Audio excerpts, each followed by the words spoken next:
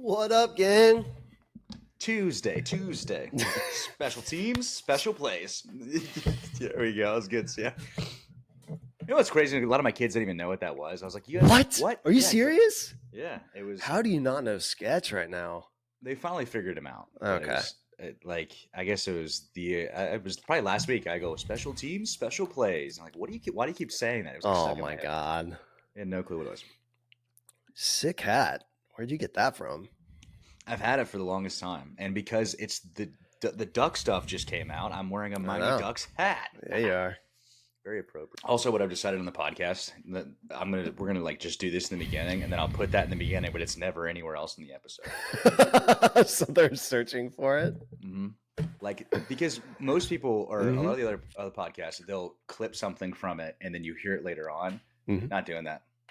I like that. It's a weak-minded way of podcasting. I like that.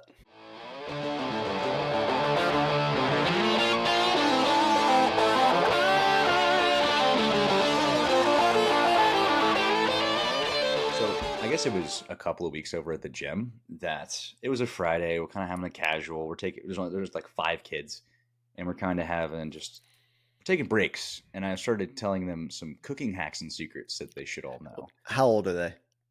Not old enough to actually remember anything I'm telling them.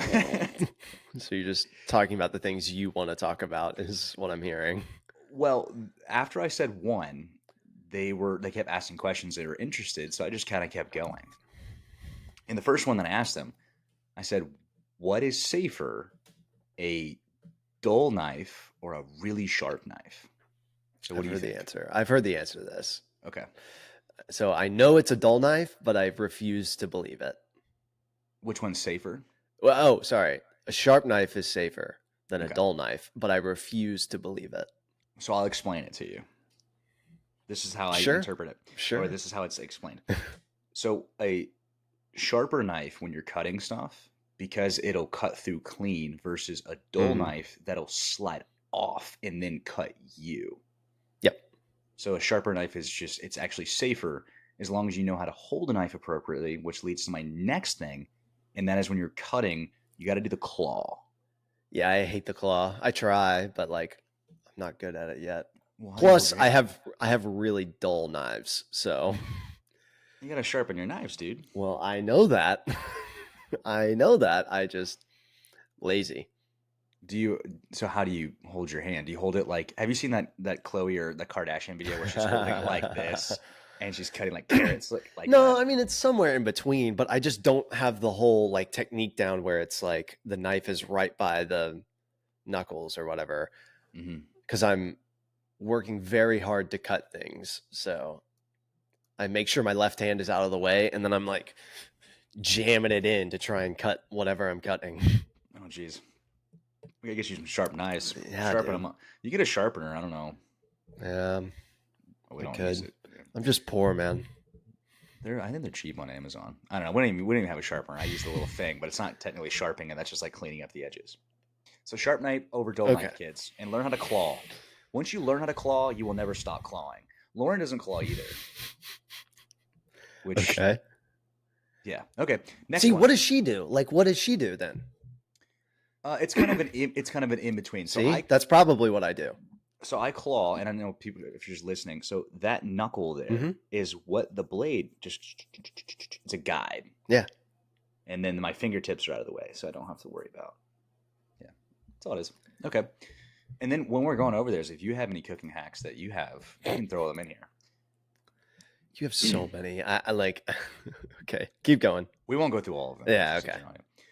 I think one of the more important concepts to learn when it comes to cooking, and this is very specific, and maybe this is just me, and I think you actually might agree with this, is you really need to learn how to roll a proper tortilla into a burrito.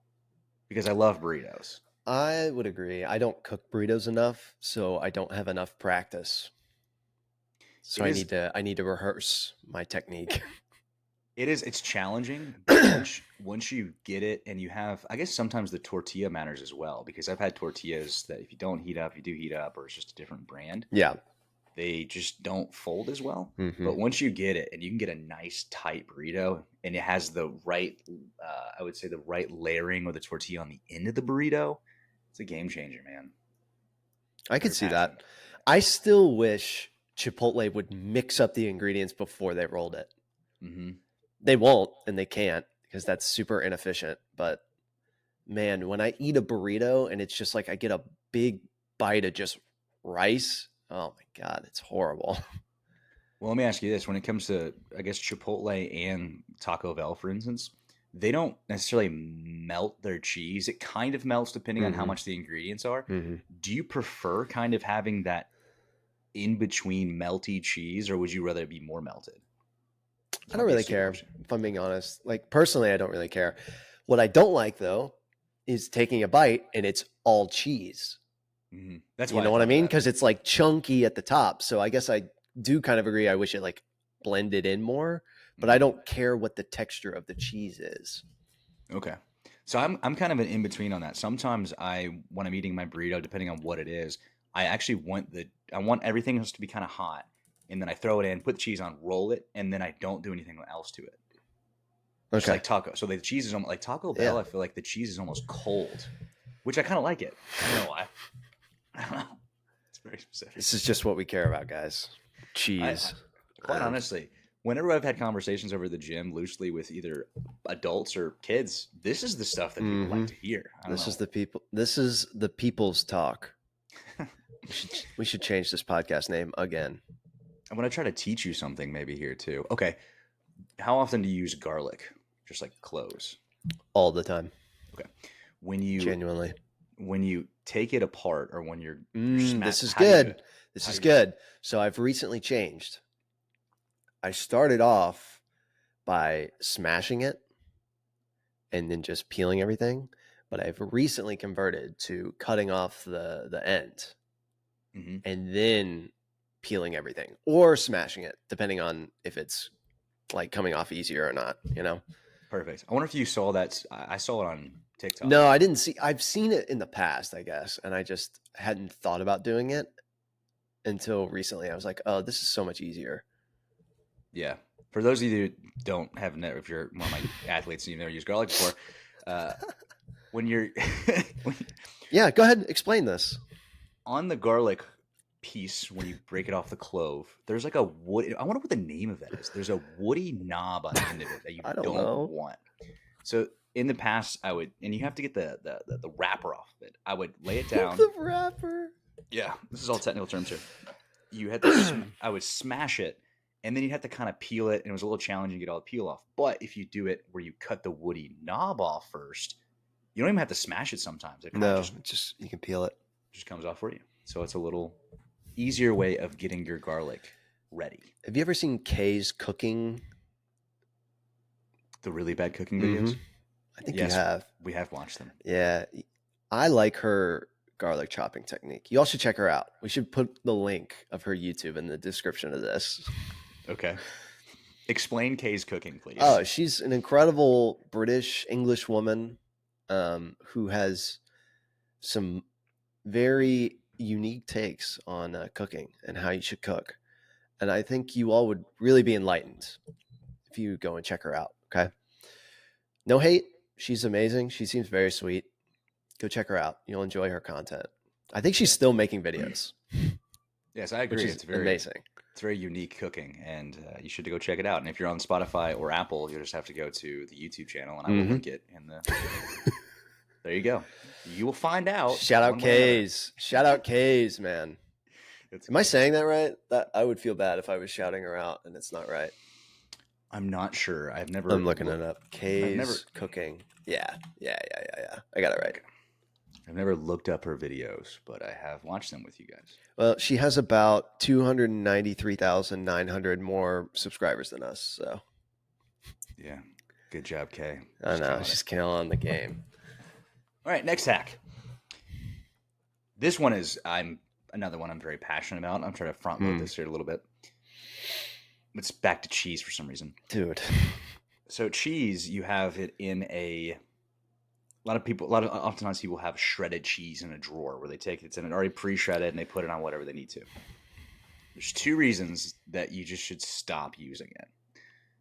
Actually, maybe 3, because I think it actually might be cheaper too. A little more time intensive, but it's worth it. the cheese that comes in that bag has some kind of non-sticking, congealing component in it that makes it not mash together, clump together. Correct. Technical terms here. We're really killing this. All the research for it. But it doesn't clump together, and it does that on purpose. And because it doesn't clump together, not only is the flavor a little bit different because of that, whatever that ingredient is, but also when you go to, let's say you put it in a bowl, like a breakfast burrito bowl or breakfast bowl or something, you know how it sticks really bad in there and you can't get it out? It's because of that same thing. So what you should do instead is get a block of cheese, shred it on your own, and you can even mix cheeses like I do. For example, I have a cheddar and I have a Colby Jack that I mix and I put it in a big Tupperware container, and then it's always there and it tastes better, it melts better, so it has that better stringy pull and it doesn't stick in the bowl as much, and it's probably better for you. Pre-shred your own cheese. Yeah, I'm not gonna do that. I'm just so lazy, man. I'm not gonna do that. It's so much better though. But I agree. I know. I will say the one issue that I do have is that it takes longer to melt. That's it. Yeah, but it melts better. No. I'm saying the prepackaged ones take longer to melt because of the thing or whatever. Yeah. The shredded is like kind of perfect. And I'm sure it tastes better and blah, blah, blah, blah, blah, blah, blah, blah, blah. I'm lazy. I don't care. It definitely does. Well, next. I'll get off the cheese last one. I'll take like 2 blocks and I do it at the same time. And they even have the TikTok thing now that I'm not going to buy. I refuse to. Yeah. Yeah. That one looks kind of cool though. Yeah, it might be worth. I mean, I don't eat that much cheese, but whenever I do, it's there. All right, let's go 2 more here, and then we'll come off. I tell this one all the time. How do you properly cook bacon perfectly? Bacon? Eyeball it. Okay. I'm really, I don't like, I know I should probably use the oven. I think that's like probably the best technique, right? Mm-hmm. But I just use a pan and eyeball it and hope that I don't undercook it. Well, we'll go into, I'll do the pan first, then I'll go to the okay. oven. In the pan, do you turn the pan on and then put the bacon in, or how do you do it? Yeah, I put it in hot. I know sometimes people are weird about like stuff that has high fat content, that you should like start it in a cold pan, let the fat render. But what's your opinion? That's exactly it. Is that it? Yeah. Yeah. If you want it to not like roll up, you know how it like rolls up or doesn't cook very well, you just take a cold pan, you lay it in there, and you turn it on, and then it slowly renders it. And it's the same thing with the oven. So you get a piece of aluminum foil, you put it in a baking sheet, you lay it down, and then you put it in a cold oven at 350. And as the heat comes up, it'll render it, and then they don't curl at all. You have to flip it and do all the timing. What do you do for the timing of it? For me, I just eyeball stuff. But like, what if someone's like, the package says this time? What do you normally do? I think bacon is definitely an eyeball. It is. No, it definitely is. But I'm just saying, for those people, because I used to be that. I used to be like, recipe to the T. Gotta follow the time. What would you say to people? It's with the bacon in the oven. I know and it depends on how thick it is, or sometimes what brand bacon. But I usually do in the oven, 375, cold in, goes in, usually 15 minutes. Take it out, check it, flip it, and then 3 to 5 minutes. Take it out. You have to kind of mess with it. Make sure you don't want to burn it, obviously. Yeah. And then it depends on how you like it. You like it chewier? Do you like it? Yeah. Whatever it is. So. I was really surprised. So I do a lot of the cooking here. We eat most meals together. Like, I would say 95% of meals we just cook and eat the same thing. I know you and Lauren are different, which is fine. Like, I don't think there's a right or wrong way to do it, but I do most of the cooking, and I have turned into one of those eyeball people, and I didn't think I would be.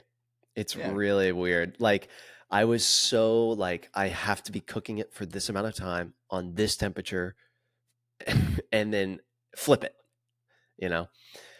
but now I'm just like, we'll figure it out. So when you say eyeball, are you eyeballing meat too? Yeah. Recently, I don't have a thermometer yet. That's the next investment. That's my next thing I'm going to buy.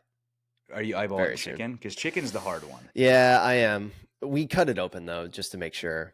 Yeah, that's where, I cook chicken all the time, but I still thermometer that thing. But I will say, I do have a very set time for chicken thighs in the air fryer. Okay. So chicken thighs in the air fryer after I debone is 8 minutes aside, and I like know that by heart at 400. But like in the pan, it's super eyeball. Yeah. Well, that's which is kind of not good, but I should definitely invest in a thermometer. So yeah, the thermometer is so nice, especially with chicken, because if you undercook chicken, it's done. It's bad for you. So bad. Well, it's the texture. You just throw it away. Actually, I messed up chicken 2 weeks ago, and I was like, well, throwing these pieces away. Yeah. It's like slimy rubber. It's weird. Well, that goes into, as I said, I just messed up chicken. That goes into my last one I'll go over on how to properly cook chicken. Oh, yeah. Nice. Okay. So this is where I think a lot of people get chicken wrong, or they get scared of chicken. So with a chicken, you have the thinner end, chicken breast. You have the thinner end, and then you have the thicker end, right? Yeah. If you don't, so the thing is the easiest way to do it. So you want to separate the two. So you cut them. And then very important, you also need to tenderize them by putting a piece of saran wrap over top and then smashing them until they're the same level of thickness. If you do that and you have the pan hot enough, and I also use a weighted press, basically over a period of time, I know exactly my timing on my chicken. So it goes in for, I'm very weird with this. My first round of them in the pan, it's in there for 3 minutes and 33 seconds, because on the microwave I can go doot doot doot and then hit start, and then doot doot doot, 333, and then I flip them. And when you flip them, you want the outside to flip towards the inside of the pan, which is also very important. And then you rotate the pan. You don't have to do the rotating the pan, but you do it from 1 to 3. And then I do it for another like 2.5 to 3 minutes, because I usually pound my chicken pretty thin, and then I check them with the thermometer. You ever been tested, man? Chicken's got to be specific, man. I'm not messing it up. I get it. I'm convinced that I have ADHD. Straight up. And I'm not normally one of those people. I am not normally one of those people that self-diagnoses. I am not normally. I have to emphasize that to anyone listening. I am not a self-diagnoser. But recently, I'm a convert. I think I want to get tested now. Like, I thought you said he converted to ADHD. No, you're converting to a self-diagnoser. Okay. No, I want to get tested now, straight up. Okay. I don't know. I don't know why, but like I just have this like procrastination brain and also scatter brain. I have to put reminders in my phone for every single thing in the day that I need to get done, and the timing that I want to get it done. Huh. Did you, when you were a kid, like I say middle school, how did they make you organize your like remembering stuff? Did you have to use an agenda? Or yeah. We had, well, I also grew up when schools slowly started doing like online stuff, like grading and classes. Coursework was online, so they could like post the homework. But in middle school, it was still on paper, and we'd have to write in the agenda what was due the next day or whatever. And I was so bad at that. I was so bad at keeping track of everything. Yeah, we always wrote agendas, and I hated using it. You know why? Because I would put everything in the agenda, and I would forget my agenda. Yeah, dude. So I just stopped using it. I'm like, all right, let's panic, have to remember everything, and that's how I live my life still to this day. And I very rarely do forget work stuff ever. I've forgotten. One time I did forget someone, but other than that, just left them at the gym alone. No, it was a new person the first day. That's right. You've told me about this. I was at like Home Depot right down the road though, and I just started down. Just the best first impression. Yeah, it was bad. Okay, let's come off here. Off of food and into somewhere else. And we're not allowed to talk about basketball today. That was something else. Yeah, we are not allowed to talk basketball. I was looking at the titles of the past few, and I was like, man, these are turning really. I told you I'm converting you into a basketball podcast. We got to talk about this first, and then I'm going to have you, while I'm talking about this a little bit, I want you to look at the titles or the subjects I sent you, and I want you to pick one. Okay.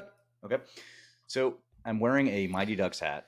just in lieu of something that came out as of this is coming out a week ago. And I'm probably going to be promoting it a decent amount because it's going to become a bigger and bigger project. But it's the Duck Project. And it's something I've worked on for about 2 years now. And I've been giving out a ton of ducks. So if you haven't listened to that audio, it's literally called The Ducks on Spotify, Apple Music. It's on the YouTube channel. It's on both YouTube channels, actually, because I need to upload on the other one. Just go listen to it. It's 15 minutes of something that I put a decent amount of time into about my story, about kind of the reason I give out the ducks, and just hopefully a story of inspiration, whatever it needs to be, just kind of my style or the way that I think about what I do in that sense. And it actually is going to become bigger. So I created a duck logo now that we're going to use over the summer that's going to help out with Grand. So like last year, I donated half of the proceeds of merchandise to Grand.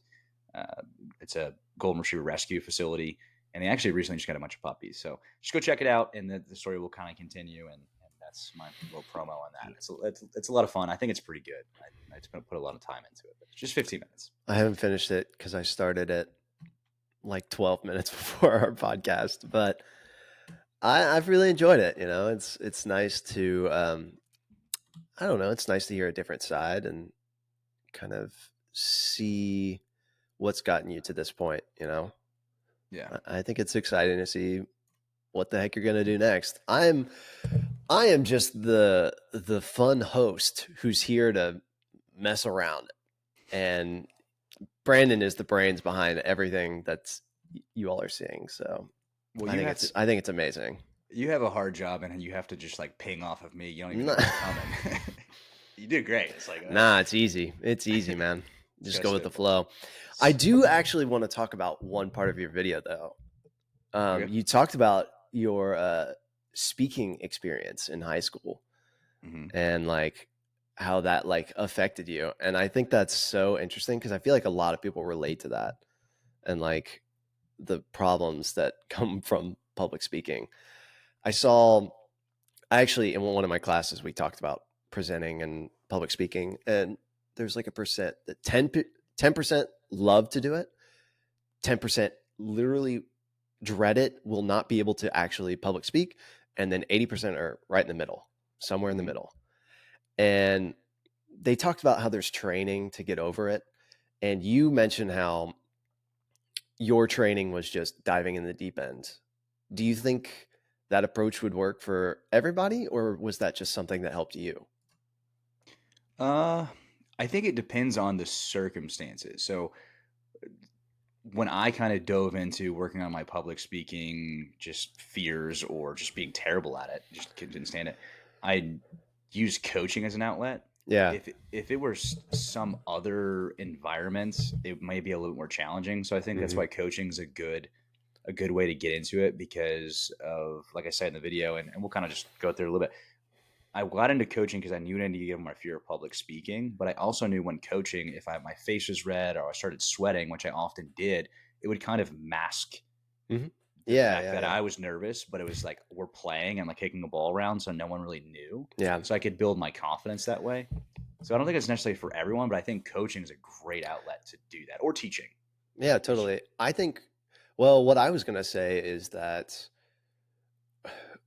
if you want to get better at it, you first need to talk about something you actually really enjoy.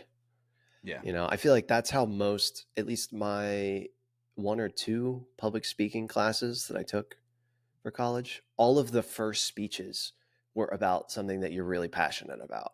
And I think that's at least the very beginning of what you got to do is talk about something you really care about because you're going to be able to talk about it.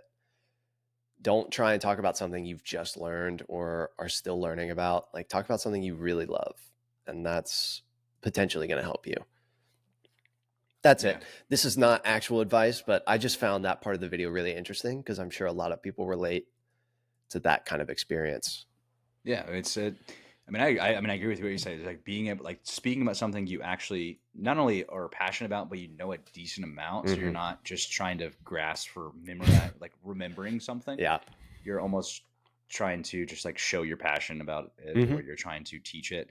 And then another one to do is as you get further into it, if you're coaching or whatnot. And this is kind of a pet peeve of mine. And I know on the podcast, one of something that I do often, and when I listen to myself back, which I actually have stopped listening to the episodes sometimes.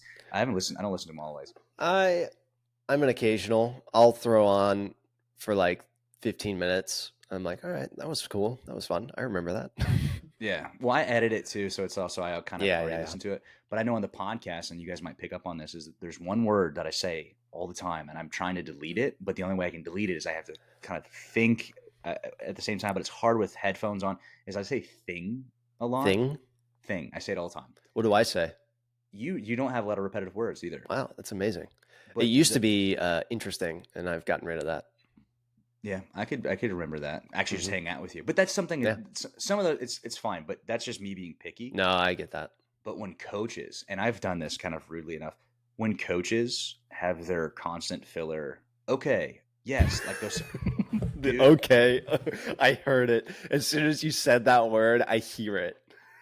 I hear it and I'm like, you need to, if you've been coaching for a while and this is next stages up, you got to listen to what you're saying and try to just work on your filler words and how often you're saying the same concept. Oh, another thing, last thing, kids, who are kids, if you're in school right now and you have a presentation for class, do not read the PowerPoint. Man, there's nothing more boring than that. I know it takes extra work to memorize things and to have it on a note card. Do it. You're going to be such a better speaker for it. Okay? That's my only actual real advice. Don't read the PowerPoint. Yeah. Anyways. Don't read it.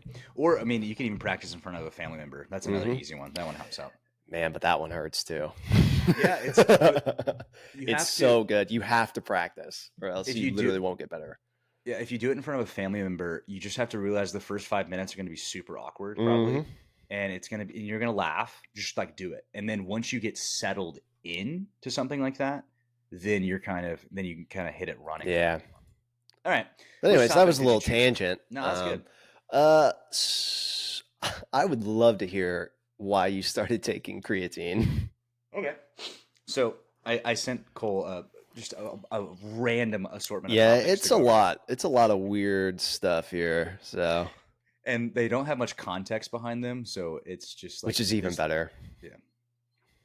So I have never taken creatine, and there's plenty of research backing it as something that helps out with just strength. There's a bunch of just positive components of it. So I was like, you know what? I'm going to start taking creatine. And Lauren had brought it up and I saw some video on it. And I've been hitting some good numbers on certain lifts. Like my bench is going really well right now. I was like, okay, let's just keep this train running and let's do some creatine. So I'll kind of explain how I'm doing it as well. And maybe this will help out with people with doing it. So you're supposed to take anywhere between 5 and 10 grams per day as a maintenance intake. And it's just a powder. It's not steroids. It's something that it's not steroids. It's something you naturally find in your body. But if you take it within a little bit of an excess or a little bit with the supplementation, it can help out. And it's been notably with research that it helps out. And so what I'm doing is I'm in the loading phase right now. So you have to saturate your muscles initially for it to start kind of working. It's going to fill up your muscles with water. And I'm going to break this down in a very layman's term. It fills them up with water and allows you to just, in a sense, you're going to lift more weight. You just are. And the loading phase, saturation time, if I just take 5 grams, if I just took 5 grams per day, I think the saturation time takes like 3 to 4 weeks before it takes into effect. But you can do a loading phase, which you do 20 grams per day for a week. And then after that week, your muscles are saturated. And then you drop back down to like 5 or 10 grams on a maintenance daily intake. And I just started to see what happens. So I'm in my loading phase. I'm on day 2. But by the time this episode comes out, okay. I just started. So, but yeah, I'm taking creatine. I mean, sounds cool. Do you have to do it like in perpetuity? I mean, like what's the end goal of creatine? So it makes your muscles look a little bit different because there's going to be more water in them. Yeah. It's not that much of a drastic difference. And my face might actually get a little puffy the next couple of days because I'm loading. And there's nothing wrong with loading. It's you don't even have to do it.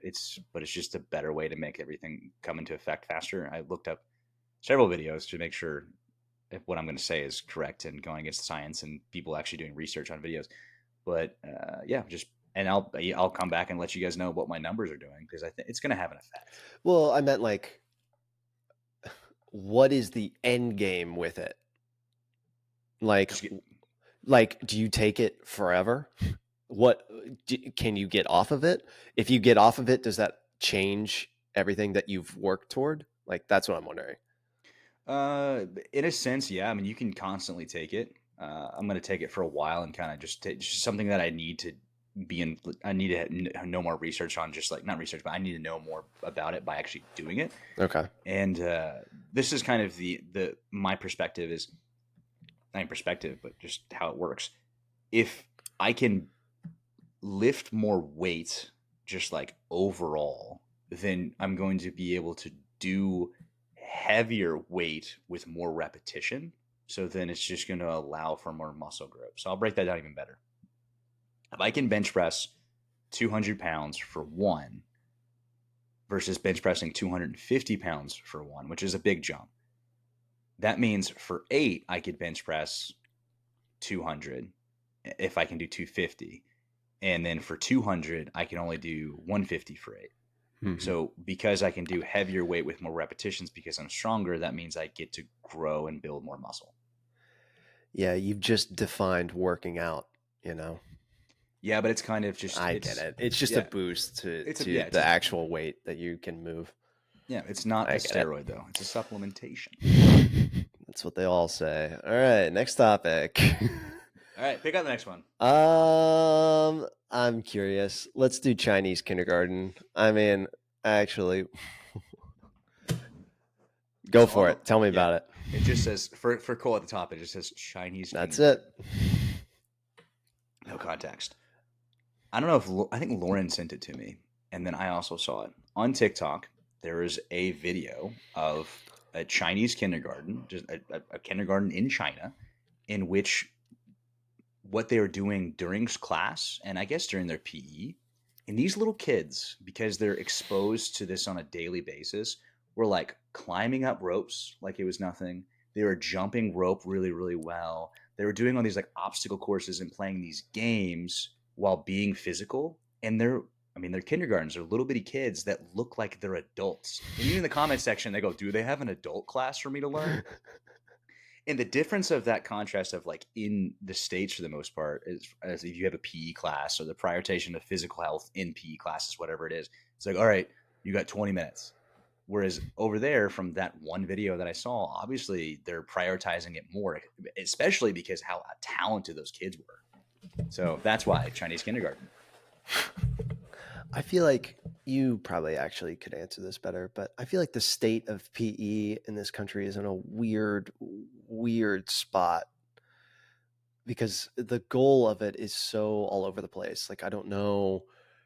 Are they trying to teach you how to play sports? Are they trying to actually get you more physically fit? And if so, what's the...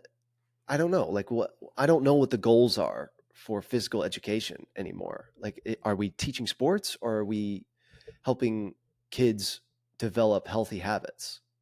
Well, I'll come back to that. It's a great question. Let me just show you how like coordinated these kids are, just having fun. I have the video here. I'm going to put it see if you can, I'm just going to show it to Cole. Can you see that well, or is my light blocking it? There you go. So they're just like on the monkey bars, just climbing, like just beast. And then just jump rope. And they're playing music too, and they're just having fun. They're playing, it's just game. Look at that. Oh my God. I mean, it's just wild. It's just having fun. So, and just jumping over stuff, doing flips, and look, ping pong balls, just like tap it, yeah. So you get the gist of it. But yeah, if you look at that in comparison, when I think of PE when I was in high school, it was I think it was the best way to explain it was to expose us to different sports. Mm-hmm. That's what I felt like too. I think it should be more like what they're doing there when they're younger. I guess high school might be a little different. Is they're just learning how to have fun and do motor skills. like playing games with different obstacles. And that, when you do it younger, it's just going to be way better off than just necessarily playing a sport with a skill set. Yeah. So, no, I'm not saying I want to go back to like the 1950s style of physical education where they're like, everyone's got to do 150 push-ups and 4 laps around the track. Like, I'm not saying that's necessary, but I feel like there needs to be a clear-cut understanding of what PE is. Because right now it just feels like teaching the rules to sports and then messing around. Yeah. It's kind of what it is. Which is not like, I guess, the worst thing, but I feel like it could probably be better. Yeah, I agree. But the little kids doing that stuff was just so intriguing. I was like, that's cool. Yeah. Just play games, have fun, learn motor skills. You learn that at a younger age. Then when you get to the specifics of a sport, you're going to be way better off because you have all those little like weird fine motor skills. You can roll, you can do this, you can jump. It does have an effect versus definitely doing that. Do you want to pick? You go. All right, let's go with the. Let's just go to completely different polar opposite here. The UFC knockout with Holloway and Gaethje. So I watched the clip before I got on today just to make sure I was prepared. How insane! It's pretty sick, I mean, I don't know a whole lot about UFC. I know a decent amount about boxing, but sometimes when I see the hits, I'm like, it couldn't have hurt that much, right? That's what you took away from that? Sometimes. Yeah. Because like sometimes I'm like, no shot that knocked him out, right?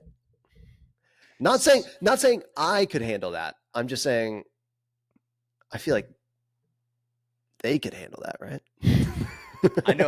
I know exactly what you mean. Where it's like he got hit 20 times harder than that. Yeah. Like a round ago. But I know it kind of builds up and it like all of those hits take a toll. So eventually one of them's going to hit you in the wrong spot and then it's over. It's lights out. But like, I don't know. Sometimes I see knockout clips and I'm like, really? That one? That was the hit?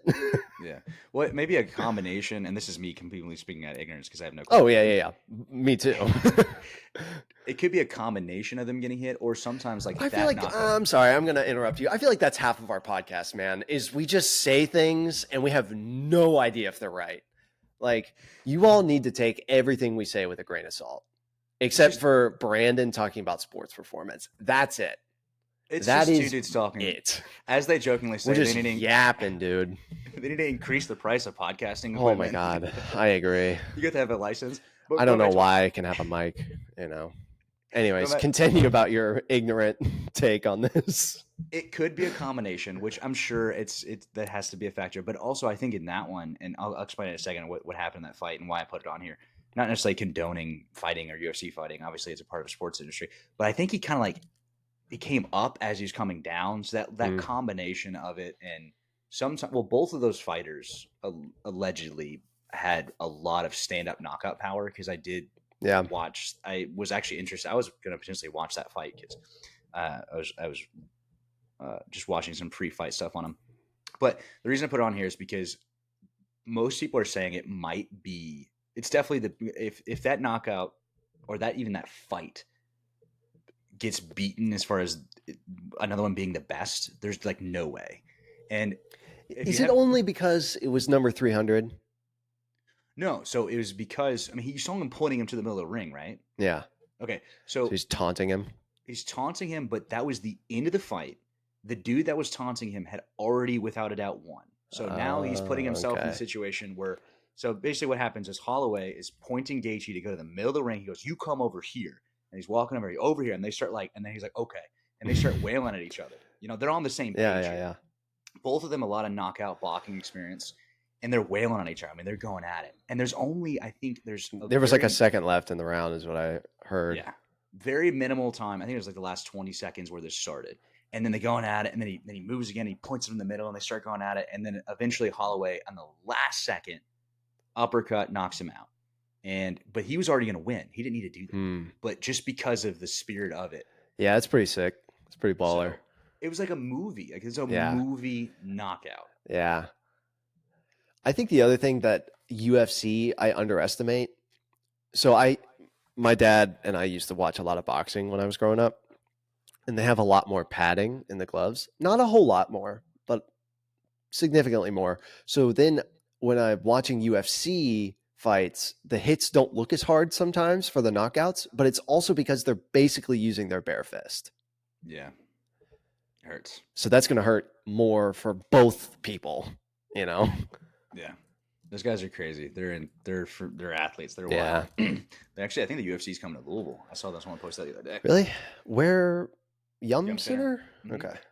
Gotcha. UFC is coming to Louisville. All right, we got 3 more topics. 2 more topics on here. I don't know how true it is about the Office reboot. Have you seen anything on that? No, you sent that and I went, oh, all right, that exists, I guess. So some of just news, if you don't really delve into it, it's hard to figure out whether it's true or not. And that one I kind of looked and it seems like it relatively is true in some way. But another one that I saw was Henry Cavill becoming 007 with Margot Robbie being in the movie. And someone had rendered up some AI trailer the other day on top of the fact of a thumbnail or a movie poster, and it looks so legit that people were obviously Googling it because I did, and then immediately said, no, 007's not Henry Cavill. So this AI and some people being able to render this stuff is wild. It's coming. It's going to take over the world. Just Google it real quick. Let's see. No, what yeah, pops up I for mean- you. Let's see. Henry Cavill. Henry Cavill, James Bond. Yeah. Yeah, I mean, I see the video. Yeah. Well, did you see the picture too, I guess, of Henry? Yeah. But it says Henry Cavill James Bond trailer gets 2.3 million views despite being an AI fake. That's crazy. And I think it came out like a day or two ago. Yeah, it's coming, man. The AI stuff is coming. Yeah, it's like, what?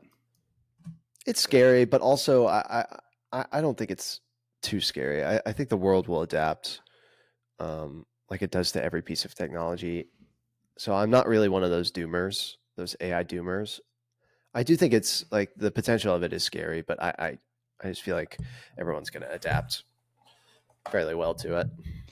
Yeah, I listen to a ton of Joe Rogan, and they love talking about the singularity, or we're talking about AI and what could happen with it. And I'm still kind of like, I don't know. It's definitely going to be interesting, that's for sure.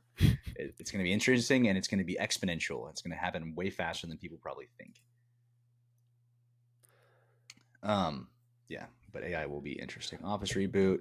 All right, we got 2 more things. Okay, get one pause. Pause. Sorry, my internet was saying it was unstable, so I just wanted to make sure. Mine was saying everything the was same chill. thing. Okay. Yeah, I think we're good now. Okay. I heard you the whole time, so like I don't. Whatever. Yeah. Okay. It was just a little slow. All right, the rise of Sketch. I love Sketch. I love him, dude. He is all over the place. If you don't know who he is, then I'm not going to explain it because you should just know who he is. But he's, because of March Madness, everyone doing his hand gestures. What's up, brother? Exactly. And I think it's fun. Hopefully it keeps going in the direction that it is fun-wise, and he's an interesting character for sure. But I saw a video this morning right before we got on. I was like, oh, I have to bring this up in the sketch section. Was he based his character, because he does play a character that's not him. Yeah. He based it off of 2 other characters, and it's a combination of Morty from Rick and Morty. Yep. And Trump. Yeah. No, the Trump mannerisms, you can hear it throughout. His speech pattern is so in line with how Trump talks. I hear the Morty though. I definitely hear the Morty. Yeah, I just saw that earlier. I was like, that. Yep. And he broke it down. He was like, all right, he was playing golf when I saw the video. He was playing golf. Was he playing golf with Jinxie? It wasn't with Jinxie. No, it was someone else. I'm not sure who the guy was, but they're playing golf. Him and Jinxie together. They play golf. They play golf. Yeah. He goes, where do you get the haircut? His videos are all over my feed. It's actually kind of he's taken over the world, man. And I enjoy watching people like take off kind of like that, because for the most part it seems like they're genuinely good people. Now, obviously they could be anyone. They could have some demons in the closet. But until that moment, it's nice seeing people get a little bit of a boost, I guess. I don't know. Yeah, I think it's making the right people famous. Yeah. Him and then you got Sam Sulek, kind of same guy. I mean, he seems like a really genuine, nice guy, and you could delve into and try to nitpick it, like, well, they do this. It's like, okay, I know, but just in general, it's nice to see someone that's obviously put in the work and whatever. Yeah, definitely. To making the right people famous is, I think, the best way. But sketches all over my feed. Actually, Christian, one of my guys I'm training for the field goal kicker, we always just jokingly, and we always, when we're lifting weights or whatever, I'm setting up his bar and we're talking, we always use like a sketch voice, kind of jokingly. I'm like, okay, brother, so it's so dumb. We're both, he's almost 30, I'm in my 30s, but it's taking over. It was all over March Madness too. Those guys are doing Tuesday, yep. Special teams, special plays, just out of nowhere. All right, we got one more topic that is actually a recent later on. And then obviously I have a topic. Okay, so perfect. Okay. Do you have a show that when you're eating lunch, dinner, whatever it is, on YouTube that you specifically kind of watch the most? Like, is there something that you always watch? It doesn't have to be on YouTube. Or do you randomly pick something when you're eating lunch or something by yourself? So I go through phases. on YouTube. Probably like anyone else, where you watch someone for a long time and then something else comes up. I think my standard go-to for a while, and this is like 2 years ago, I watched a lot of Ludwig videos on YouTube, and I would just kind of, whenever I was sitting down to eat, pick one. Then I kind of shifted back to Cody Ko. Was watching a lot of his stuff during lunch, which he now makes a whole bit. He's like, I'm hoping you all are enjoying your lunch. And then recently I've been on NBA, which again, we're not going to make it a basketball podcast. We are not a basketball podcast. I've been watching a lot of NBA commentary on YouTube. So that's what I'd say I'm watching now, especially since the playoffs are coming up. We're not talking about it, but I think, I watch a lot of basketball videos recently. Okay. And the reason I bring it up is I've talked about this show so much on this podcast, but it's Good Mythical Morning. Yeah. I watch Good Mythical Morning almost every single lunch, as long as they have a video uploaded. That, or I have other cooking guys that I watch. But there was a guest recently on Good Mythical Morning that I completely agreed with it. He said he started watching Good Mythical Morning when he was like 15 or 17, I can't remember. But now he's 25. And his quote was, or what he said was, you guys have been my lunch partners ever since I was 15. And it's kind of true. It's like with Good Myth One, it's the same way I felt. Like Link and Rhett have been my lunch buddies for years. Mm-hmm. And that kind of resonated with me. It's like, I just watch it. And it's kind of, I know it sounds weird that it's someone like on whatever, but if you have to eat by yourself, it's nice to have kind of something there. It feels like a parasocial kind of issue, I guess, but it's not really. I mean, they're just there to entertain you, and the stuff they do is worth watching all the time. So, yeah. Well, have you seen the safety airbag video? Oh my God, that was genuinely so funny. I was crying, laughing. It was very funny with that. If you haven't seen that episode, if you've never seen Good Mythical Morning, go watch the safety airbag for senior citizens and them trying it out, and then you'll be hooked. But most of the stuff is on food anyways, but that one was completely not. It was hilarious. It was great. But Good Mythical Morning, those are my lunch buddies. Okay, the program says we have somebody in the audience. That's pretty cool. Who's in here? I don't know. I can't see him. So how do we? Yo, if you're here, what's up, man? Where does it say it at? Under people for me. Oh, one. Do you see that? I see it. Yeah. Yeah. What's up, man? Glad you're here. Just some random person. That would be wild. I know. That would be really weird. All right, do your fitness question. All right, you knew it was about fitness. So recently, this might sound problematic, but it's not. It's just I would like your opinion on it. So I have not been gaining weight, which sounds good, right? But I'm also not working out and eating semi-healthy. But I feel like I've been really, really stressed with like school stuff and had a lot of late nights and stuff. Do you know how much stress and weight like coincide with each other? Like, have you read enough about that, or like know what's going on with the interaction between the two? Does stress always make you lose weight? Does it make you gain weight? What is kind of the interaction?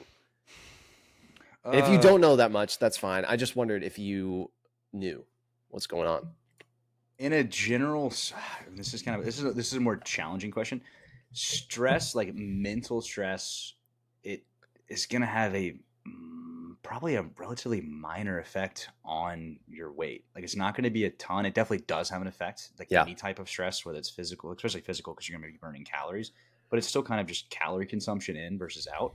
But if you're constantly stressed, it could also reduce how much that you're interested in eating food, things along those lines, which is going to have an effect. So it definitely does have an effect, but it's still always just kind of getting weight loss and gain is always going to go back to food consumption primarily, how much food calories you're taking in, and then activity level. But stress is kind of that middle ground factor. There's other factors obviously in sleep, and if you're not getting enough sleep, usually that actually goes the other direction where you gain weight if you're not getting enough sleep because you're staying up later. Because people stress eat, or they, I don't know. It just kind of depends. Depends on, that's all I got really. That's totally fair. Cause I just know that stress, psychological stress and like mental stress has an impact on your like physiological, is that the word I want? Mm-hmm. Like physical health, and maybe just how you feel almost even. Well, I think this would be a good example that it's not necessarily stress, but it kind of has an effect on you that people may not realize. Is if you're getting less quality sleep or less hours of sleep consistently, your body is going to automatically change the way it goes about the day, especially with like food. And some people go in one direction, some people go in the other. Most people tend, if they're lacking sleep or they have an increased level of stress, depending on what is causing the stress, they actually will eat more. So there's usually a weight gain. But that's not necessarily always true. Yeah. It can be the opposite way. It depends on who you are, and it depends on what is causing the stress and other stuff that's going on. But in that sense, you kind of want to find ways of mitigating the stress. And a couple of ways that I've actually been really doing and really enjoying is just going outside more often. I know it sounds stupid. Go for a walk. And I mean, even like with Kylo, when I take him out, and this one's going to sound really stupid, and there's not a ton of evidence inside of this, but I have seen a little bit of effect over the past like week, is I'll take my shoes off when I take him out. No. I was just about to say that. I've heard a lot of things that talk about walking around barefoot in the grass specifically. Mm-hmm. It's related to a concept called grounding. Mm-hmm. And it's kind of a negative charge going out and in as far as your whatever it is, but sunlight too. Yep. But when I've taken them out, as long as the grass isn't super wet, I'll just take my shoes off, and it feels nice. Yeah, I've heard there are actually really positive effects. Again, I could not list those for you or tell you why, but I have heard that there are positive effects to just taking your shoes off. It feels. I mean, you got to think how often you've been in shoes and you haven't touched grass or whatever. Yeah. As you get older, it's less and less. And when you're a kid, and I mean, today's nice out. Just go outside and stand in. Go outside, take your shoes off, and just stand in the same spot for 10 minutes. I'm kidding, but you could. You should stare at people. Yeah, that'd be kind of fun. Yeah, while you're listening to this, restart the podcast, go outside, stand there, listen to the whole thing again. Okay. That's it. That's all we got for this week. I hope you all have a wonderful week. No, it's all right. Well, today's Thursday. Yeah, but we're not going to steal his bit, right?